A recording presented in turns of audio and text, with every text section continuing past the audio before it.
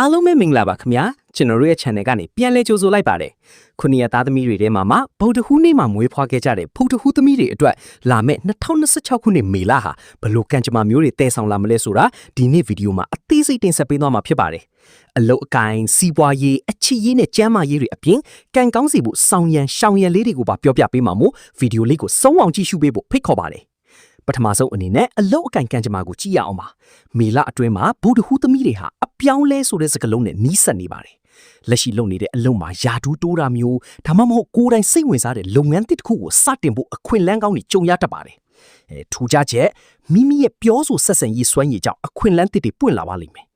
တတိပြုရန်ငွေကြီးဝန်လန်းကောင်းပေမဲ့တက်တိုင်တလောက်စနစ်တကျစုဆောင်းပါသူတစ်ပါးကိုငွေချီးတာမျိုးသို့မဟုတ်အာမခံပေးတာမျိုးကိုတော့အထူးရှောင်ကျဉ်ကြည့်ချင်ပါတယ်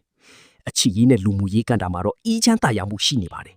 အိမ်တောင်သိမ်းများမိသားစုအတွင်းမှာနားလည်မှုပုံမရရှိလာမှာဖြစ်တယ်လို့အိမ်တောင်ဘက်စီကနေမမျောလင့်ပဲလက်ဆောင်ဒါမှမဟုတ်အကူမီကောင်းတွေရတတ်ပါတယ်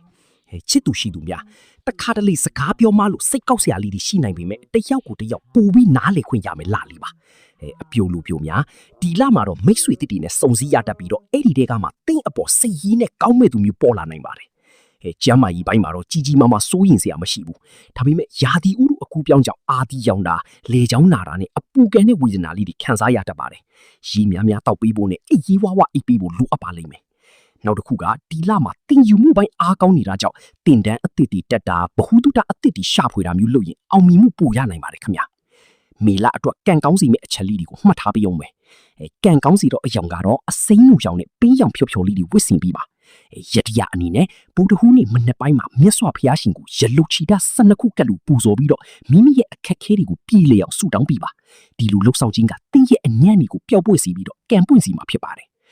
ဒါကတော့မေလအတွင်းဗုဒ္ဓဟူးသမီးလေးတွေအတွက် hostel ပဲဖြစ်ပါတယ်ဗုဒ္ဓဟူးသမီးတွေအားလုံးဘေးပရာဝေးကွာပြီးတော့လူအင်စန်တာတွေပြီးွားကြပါစီလို့ဆုတောင်းပေးလိုက်ပါတယ်အခုလိုမျိုးဘီဒန် hostel နေနဲ့စိတ်ဝင်စားစရာဗဟုသုတတွေကိုအမြဲတင်ဆက်ပေးနေမှာမို့ကျွန်တော်တို့ရဲ့ channel ကို subscribe လုပ်ထားဖို့လည်းမမိနဲ့အောင်နော်အားလုံးကိုကျေးဇူးတင်ပါတယ်